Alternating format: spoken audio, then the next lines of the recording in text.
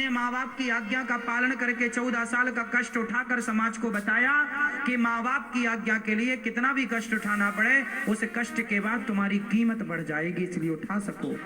माँ बाप की आज्ञा का पालन करो, बस आज्ञा का पालन होना चाहिए। माँ बाप का ऋण कभी नहीं चुकाया जा सकता। इसलिए हर बेटे को अपनी मां की सेवा करनी चाहिए। इसलिए दास अनिरुद्ध माओं की सेवा करता। राम जी ने सेवा की ना अपनी माओं की और आज्ञा का पालन किया। गौरी गोपाल आश्रम में भी सेवा चलती है, ये दास अनिरुद्ध करता है। आप लोग भी अपनी मां के पांव दबाया करो राम जी की तरह। आप लोग भी अपनी मां की सेवा किया करो राम जी की तरह। आज्ञा का पालन किया करो माता पिता की आज्ञा का पालन राम जी की तरह।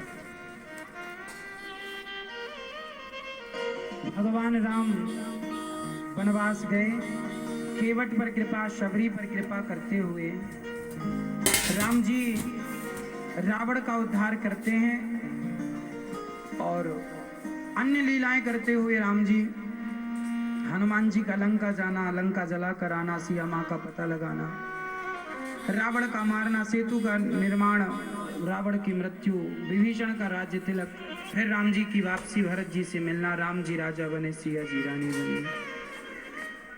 आदौ राम तपोवनादिगमनम् हत्वा मृगं काञ्चनं वैदेही हरणं जटायुमरणं सुग्रीव सम्भाषणं बाली निग्रहणं समुद्रतरणं लंकापुरी दाहनं पश्चात् रावण कुंभकर्ण हनन मेतद्धि रामायणम्।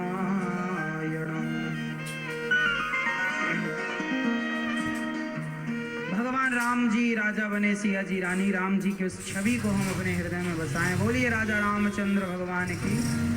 अब हम जन्मोत्सव की ओर चलें। चंद्र वंश में भगवान नारायण के पुत्र ब्रह्मा, फिर अत्रि, चंद्रमा, बुध, पुरुरवा, आयु, नहुष, ययाति, इन्हीं के वंश में वसुदेव जी हुए। वसुदेव जी का विवाह माता देवकी से हुआ। देवकी कंस की चचेरी बहन थी। बड़ी धूमधाम से विवाह की और समाज को, जमाने को दिखाने के लिए कंस देवकी माँ के विवाह में बहुत दान दक्षिणा देकर खुशियां मना रहा है। बहन को विदा करने जा रहा था, तभी आकाशवाणी हो गई, देवकी के 8वें गर्भ से तू मरेगा।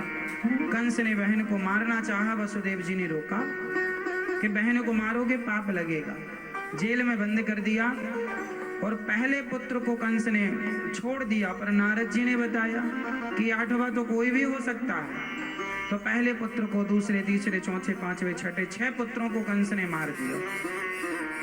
7वें गर्भ में स्वयं लक्ष्मण जी पहुंचे बलराम जी बनकर, और माँ देवकी के गर्भ से निकलकर भगवान ने रोहिणी के गर्भ में बलराम जी को ट्रांसफर किया और बलदाऊ भैया का प्राकट्य उत्सव हुआ। बोलिए बलदाऊ भैया की। बलदाऊ भैया का जन्म हुआ। इसके बाद 8वीं बार अब भगवान आ रहे हैं। माता देवकी के गर्भ में भगवान जब प्रवेश किए तो देवताओं ने स्तुति की। सत्यव्रतं सत्यपरं त्रिसत्यं सत्यस्य योनिं निहितं च सत्ये सत्यस्य सत्यमृत सत्यनेत्रं सत्वात्मिक सत्यात्मिकं त्वां शरणं प्रपन्ना। ईश्वर, हे प्रभु आप सत्य हैं और आपकी जय हो। इस तरह सत्य सत्य कह करके उनके सत्य वचन को याद दिलाया। देवता स्तुति करके गए। भादों का महीना आया, कृष्ण पक्ष की अष्टमी तिथि आई और भगवान अपने शंख चक्र गदा पद्म लेकर भादों का महीना कृष्ण पक्ष की अष्टमी तिथि रात्रि के ठीक 12 बजे सुंदर मुहूर्त पर भगवान प्रकट हो गए। तमद्भुतम बालकम अम्बुजेक्षणं चतुर्भुजं शंख गदायुधायुधं श्रीवत्स लक्ष्मं गलशौभिकौस्तुभं पीतांबरं सांद्रपयोध सौभगम्। जब प्रकट हुए भगवान चतुर्भुज रूप में, भगवान जब आए देवता जय जयकार करने लगे। भगवान की स्तुति देवकी वसुदेव ने की। भगवान को लेकर वसुदेव जी जब चले तो जेल के दरवाजे खुल गए। श्री कृष्ण को लेकर के यमुना जी को चरण दर्शन कराया, शेष भगवान छाता बने, रिमझिम बारिश हुई। भगवान कृष्ण को यशोदा माँ के पास रख के कन्या को जन्म दिया। यशोदा माँ ने उस कन्या को लेकर वापस आए तो पुनः जेल में ताले लग गए, बेड़ियां लग गई और वसुदेव जी फिर पुनः बंधन में बन गए। कंस को पता चला 8वें गर्भ में बेटी हुई, पर पत्थर पर पटकना चाहा, हाथ से छूट कर वो कन्या आकाश में गई। मूर्ख तू मुझे क्या मारेगा, तुझे मारने वाला प्रकट हो गया। यहाँ कंस भयभीत हो गया और वो कन्या देवी थी अपने धाम को चली गई। यहाँ कंस डर के कारण देवकी वसुदेव को मुक्त करता है जेल से। और यहाँ तब तक सुबह हो गई। यशोदा मैया कि ननंद ने देखा, अरे बधाई हो यशोदा, तेने बुढ़ापे में रबड़ी सी रात में लड़ुआ सुलाला जन्म दियो। यशोदा मैया के यहाँ बधाइयों का दौर चालू हो गया। नंद बाबा को पता लगा, खूब गैया लुटाई, खूब गौ दान किया, भूमि दान किया, अन्न दान किया, पहाड़ बना बना कर तिल के, जौ के और अन्न के दान किए, खूब बधाइयां लुटाई और उत्सव चालू हुआ। सारे ब्रज में बधाई ले लेकर के ब्रजवासी आए। बोलिए नंद के लाला की, मैया यशोदा बधाई हो, नंद बाबा बधाई हो, शंकर जी भी आए, देवता आए, खूब बधाई लुट रही है, सब भगवान का दर्शन कर रहे हैं। आइए हम भी दर्शन करते हैं भगवान का।